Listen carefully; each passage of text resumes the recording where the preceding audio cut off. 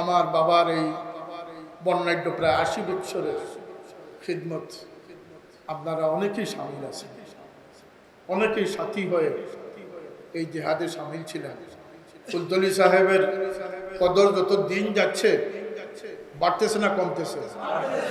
এর একটি বড় কারণ হচ্ছে তিনি কোরআনের আশিক ছিলেন, প্রচারক ছিলেন, খাদিম ছিলেন। আরেকটি বিষয় হচ্ছে তিনি অনড় অবিচল ছিলেন।